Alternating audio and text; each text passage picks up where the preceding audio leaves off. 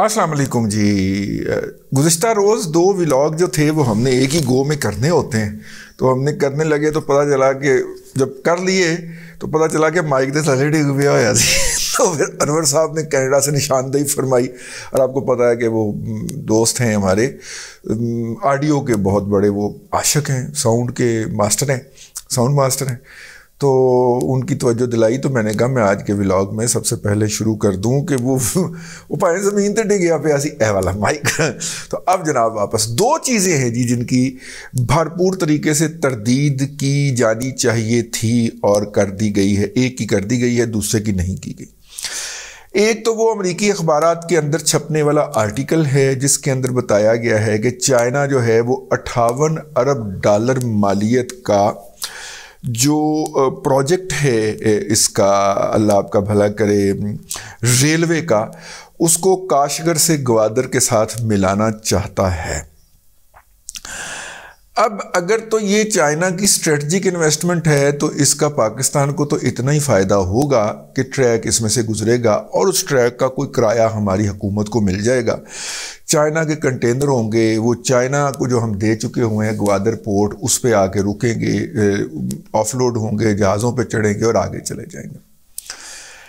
उसका पाकिस्तान को फ़ायदा नहीं हो सकता। पाकिस्तान और चाइना के दरमियान रोज़ाना की अगर आप 3 शहरों की लगाएं, लाहौर, कराची, इस्लामाबाद की, तो एक से ज़्यादा फ़्लाइट नहीं मिलेगी आपको। मैक्सिमम बता रहा हूँ आपको, लाहौर, कराची, इस्लामाबाद से आपको रोज़ाना चाइना की एक फ़्लाइट नहीं मिलेगी। मतलब हफ्ते की 4 होंगी या 5 होंगी या 3 होंगी, ठीक है। ज़्यादातर फिर हफ्ते की, वो जो चाइना को अगर कोई और बंदा इन दिनों के अलावा जाना चाहे तो पहले फिर दुबई जाए और दुबई से फिर चाइना जाए। तो मेरा मतलब है कि चाइना के साथ इतनी ट्रैफिक तो है नहीं कि वो रेल की जो है उसको जस्टिफाई कर सके। पाकिस्तान के एबटाबाद से बियॉन्ड कोहस्तान और इस गिलगित बल्तिस्तान और के तमाम इलाकों में इतनी आबादी है नहीं कि वो इतनी महंगी रेल को इकनॉमिकली जस्टिफाई कर सके। ये एक स्ट्रेटजिक रेल लिंक होगा, और अगर वो स्ट्रेटजिक रेल लिंक है तो हमारे पास तो भाई अपनी स्ट्रेटजी पे खर्च करने के लिए इतने पैसे नहीं है। 58 अरब dollar is a hello some of amount. तो बहरहाल ये है अपनी जगह के ऊपर। अगर हम इसको इस तरह देखें तो हम तो इसको अफोर्ड नहीं कर सकते, तो इसका मतलब है चाइना अफोर्ड करेगा। चाइना अफोर्ड करेगा तो हम तो इसकी डेट सर्विसिंग भी नहीं कर सकते, तो डेट सर्विसिंग भी चाइना करेगा। तो पाकिस्तान का इसके अंदर होना चाहिए। मैंने वो खबर पढ़ी है जी, उस खबर के अंदर जो है वो जिस तरह एक आजकल एक वीडियो नहीं घूम रही, एक साहब जी हैं, कोई ओवरसीज़ पाकिस्तानी हैं, वो IMF का कर्ज उतारने चले हुए हैं। और जनाब यानी जो भी इस मुल्क के अंदर कोई जाहिल आ जाता है जिसको इकोनॉमिक लिटरेसी नहीं होती, जिसको इकॉनमी की बेसिक्स का नहीं पता होता, जिसको इंटरनेशनल फाइनेंशियल इंस्टीट्यूशन की वर्किंग का नहीं पता होता, वो सोचना शुरू कर देता है कि कौम के मसाइल मैंने कैसे हल करने हैं। ठीक है ना। पाकिस्तान के मसाइल इस तरह हल होंगे कि मैं यहाँ पे वाशिंगटन में मैंने सारी उम्र जनाब टैक्सी चलाई है, अब मेरे पास पैसे इकट्ठे हो गए हैं, अब मैं पाकिस्तान जाके एक प्लाजा बनाऊंगा और यूँ पाकिस्तान के मसाइल हल हो जाएंगे। ठीक है। मैं जनाब मेरा स्टोर है जी, पहले एक छोटी सी मैंने खोखा शुरू किया, नहीं पहले सड़क के किनारे मैंने चीज़ें रख के बैठता था, मैं यहाँ पे इलीगल था, फिर मैंने थोड़ा सा खोखा खड़ा किया, फिर मैंने अब डिपार्टमेंटल स्टोर बना लिया है। ठीक है। अब मैं पाकिस्तान के तमाम मसाइल का हल कर दूंगा और मैं पाकिस्तान वापस जाऊंगा। यानी ये इस तरह का हर वो शख्स जो कि इस सोसाइटी के अंदर कुछ नहीं कर सकता था बिकॉज ऑफ हिज नालायकी, वो वहाँ पे गया। वहाँ पे सिस्टम्स हैं, आप सिस्टम में लाइन पे लग के स्टेप बाय स्टेप चलते जाएं, वो सिस्टम आपको आगे से आगे लेके चलते जाते हैं। पाकिस्तान के अंदर सिस्टम कोई नहीं है, यहाँ पे एक ही सिस्टम है और वो है डाडे का सिस्टम, डंडे का सिस्टम। जिसके पास डंडा है बस फिर उसी का ही अंडा है। ठीक है। जिसके पास डंडा है वो आगे लंघ जाता है। तो लिहाजा यहाँ पे फलूक लगते हैं लोगों के। उन सोसाइटीज़ के अंदर फलूक नहीं लगते, बल्कि सबके लगते हैं, लेकिन लाइन में लग के लगते हैं। यहाँ पे ये है कि जो छीन ले जाके उसका लग जाता है।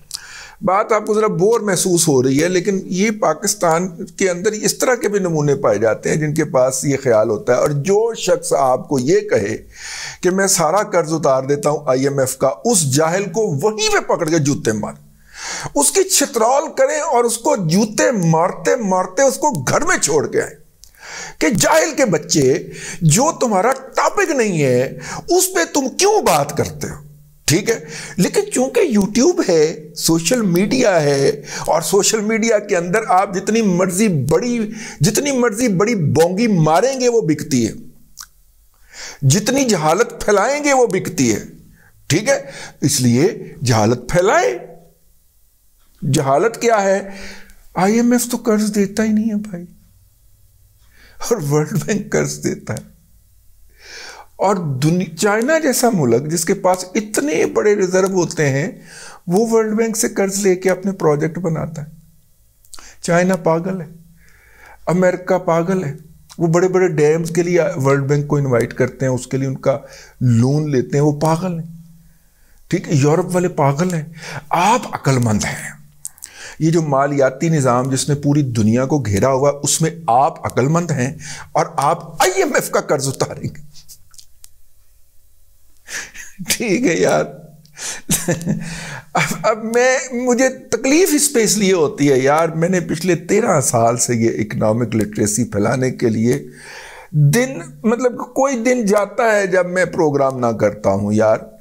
دادا پوتا شو ہمارا اس کی سب سے بڑی مثال ہے، اور اس 13 سال کی محنت کے بعد جب اس جہالت سے واسطہ پڑتا ہے نا تو اپنا بلڈ پریشر ہی شوٹ کر جاتا ہے یار، ٹھیک ہے؟ اور جناب اللہ آپ کا بھلا کرے۔ خیر وہ اس کو سائڈ پہ کر دیں۔ تو پہلی جو ہے وہ بھائی جان $58 بلین اس نے محاورتاً استعمال کیا ہے۔ ٹوٹل جو سی پیک کا والیوم تھا اس کو اس نے ایک ریلوے لائن تک محدود کر دیا ہے، حالانکہ $58 بلین کا جو اب تک $30 بلین پاکستان میں لگ گیا ہے، اس کے اندر ڈیمز بھی ہیں، اس کے اندر پاور پروجیکٹس بھی ہیں، اس کے اندر گوادر بھی ہے، یعنی کہ سی پورٹس ہے، اس کے اندر گوادر پورٹ ہے، یہ سارے بھی اس کے اندر شامل ہیں بھائی۔ وہ ایک ریلوے لائن نہیں ہے، ریلوے لائن والا اس کا سیگمنٹ تو اپروو ہی نہیں ہوا۔ اور دوسری بات یہ ہے کہ یار اگر کراچی سے چل کے اور پشاور تک جو ریلوے لائن ہے وہ $9 بلین میں مکمل ہوتی ہے، تو وہ آپ حویلیاں سے اٹھا کے تو وہاں تک لے جانے میں کتنا لگ سکتا ہے؟ مطلب بھائی یہ ساری ریل لنک کو آپ حویلیاں سے گوادر تک ملا دیں، ٹھیک ہے نا؟ اور کوئٹہ کو ڈیرہ اسماعیل خان سے ملا دیں، اور وہ یورپ تک آپ کی پہنچ گئی، آپ کو لاہور آنے کی ضرورت ہی نہیں۔ کیا بھلا ڈیرہ اسماعیل خان کو کوئٹہ سے ملا دیں، اور وہاں پہ بھی ٹریک بنا ہوا ہے، نیرو گینج کی ریلوے پٹری تھی وہ اٹھا کے تو کھا گئے ہوئے، مطلب کہ بیچ کے کھا گئے ہوئے چوری کر کے، اس کو ملا دیں، اور ادھر سے حویلیاں سے آپ کاشگر کی طرف لے جائیں، تو اتنا پیسہ تو مطلب کہ یورپ تک چائنا کا لنک اسٹیبلش ہو گیا ریلوے کے ذریعے۔ یہ 2 کام کرنے آپ نے، ٹھیک ہے؟ ایران کے رستے سے آگے ترکی، اور ترکی سے پھر پورا یورپ ڈھگا ڈھگ، ٹھیک ہے؟ ایک تو یہ ہے کہ یہ اس کو اس کی فیس ویلیو پہ نہ لیا جائے، پٹواری جو ہیں اس کو بڑا جذباتی ہو کے شیئر کر رہے ہیں۔ اور دوسرا جو آج کا اہم ہے وہ یہ ہے کہ جو جنرل لٹائر قمر جاوید باجوہ صاحب کے حوالے سے جو خبر دی گئی، حامد میر صاحب نے،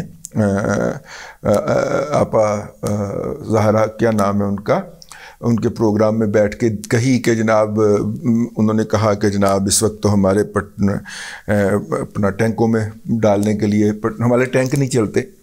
میرا خیال ہے وہ مس رپورٹ کر دی یا مس رپورٹ ہو گئی۔ انہوں نے یہ کہا تھا کہ جناب جنگ لڑنے کے لیے آپ کو ٹینکوں میں ڈالنے کے لیے پٹرول کی ضرورت ہوتی، تیل کی ضرورت ہوتی ہے، اور تیل جو ہے وہ آپ کو پتہ ہے پیسوں کا آتا ہے، تو اس کو انہوں نے رپورٹنگ کنوینئنس کہتے ہیں اس کے، رپورٹر چیزوں کو آسان بنانے کے لیے جو ہے وہ رپورٹنگ کنوینئنس کہتے ہیں اس کو، تو اس کے لیے جو ہے وہ اپنا اللہ بھلا کرے اس کے لیے وہ اسے مختصر کر دیتا ہے، تو وہ مختصر کر دیا گیا۔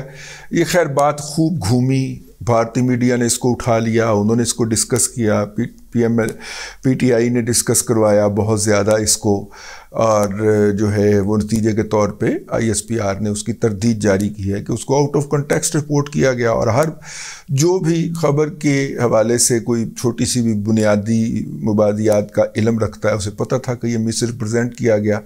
نہ حامد میر کا یہ کہنے کا مطلب تھا اور نہ ہی جو ہے وہ باجوہ صاحب کے کہنے کا مطلب تھا, لیکن چونکہ سوشل میڈیا ہے اور سوشل میڈیا کے اوپر کاتا اور لے دوڑی کا معاملہ ہے, T20 چل رہا ہوتا ہے, تو اس T20 کے اندر یہ فکرہ فٹ بیٹھتا تھا, اس کو اٹھا کے پوری طرح پروپیگیٹ کیا گیا. اس کا جو آبجیکٹو تھا, اس کی جو حاصلات تھی وہ کیا تھی؟ اس کا آبجیکٹو یہ تھا کہ پاکستان فوج کو ہیوملیٹ کیا جائے, نمبر 1. فوج جو ہے اس کی تیاری بالکل زیرو ہو گئی ہے, یہ کہہ کے لوگوں کو ڈی مورلائز کیا جائے, نمبر 2. اور اس ڈی مورلائزیشن کے نتیجے کے اندر عوام کے اندر جو ہے وہ ری ایکشن جنریٹ کیا جائے کہ اینا کچھ لٹ کے کھا گئے تو اجے بھی انہوں نے ٹینک نہیں چال دے. یہ 3 آبجیکٹو ایک ابلاغیات کے عامل کے طور پہ, ایک کمیونیکیشن کے پریکٹیشنر کے طور پہ مجھے سامنے آئے کہ یہ دیکھیں کہ انہوں نے 3 آبجیکٹو کس طرح سیٹ کیے اور حاصل کیے. ٹھیک ہے, جنگ پیسوں سے لڑی جاتی ہے, اس کے بارے میں کوئی دوسری بات نہیں ہو سکتی, بالکل پیسہ لگتا ہے اور شدید پیسہ لگتا ہے اس کے اندر, لیکن یہ ہے کہ ہم جنگ نہیں لڑ سکتے, یہ بھی غلط بات ہے. ٹھیک ہے, لیکن یہ ہے کہ یہ 3 آبجیکٹو پوری طرح حاصل کر لیے, اور ماشاءاللہ صدقے جائیے احمد شریف چودھری صاحب کے جو D G I S P R نئے آئے ہیں کہ انہوں نے اس حوالے سے تردید جاری کرنے کے اندر کم از کم 96 گھنٹے لگائے بھائی, 96 سے بھی زیادہ میرا خیال لگ گئے. ٹھیک ہے, 96 گھنٹے لگا کے تو انہوں نے قوم کو بتایا کہ نہیں بھائی یہ بات درست نہیں ہے. ٹھیک ہے, سلوٹ سر, سلوٹ. ہم آپ کو اور کیا کہہ بھی کہہ سکتے ہیں, بلکہ 96 نہیں 118 گھنٹے لائے. میں تو سر سلوٹ ہی مار سکتا ہوں سر. تو آپ اندازہ فرمائیں کہ ان کو وسیم عباسی نے سوال بھی کیا جو انہوں نے پریس کانفرنس فرمائی تھی, اور اس کے اندر انہوں نے پورا موقع دیا کہ وہ چھکا وکا مار لیں, کریز سے نکل کے کھیل لیں, لیکن انہوں نے جو ان کو لکھ پڑھ کے دیا گیا تھا اور جس کی پریکٹس کی کروائی گئی تھی وہی سوال دے کے واپس چلے گئے. اور پھر اس کے بھی 48 گھنٹے کے بعد یہ انہوں نے تردید جاری کی جو کہ پہلے لمحے جاری ہو جانی چاہیے تھی. اچھا, بات یہ ہے کہ چونکہ انہوں نے بھی یہی سوچا ہوگا کہ یہ چونکہ سوشل میڈیا پہ بک بک چل رہی ہے تو چلنے دیں اس کو, مین اسٹریم میڈیا پہ آئے گا تو ہم اس پہ بات کر لیں گے. اب چونکہ مین اسٹریم میڈیا کے اوپر پی ٹی آئی لانے میں کامیاب ہو گئی تھی تو اب اس کی تردید کر دی گئی. یہ تھی 2 خبریں جن کی تردید فوری طور پہ آنا ضروری تھی. ایک کی تو میں نے کر دی اپنی طرف سے, دوسری D G I S P R نے کر دی ہے. تو بس اب تک کے لیے اتنا ہی. اگلے ولاگ کے اندر آپ کی خدمت میں پھر حاضری ہوگی.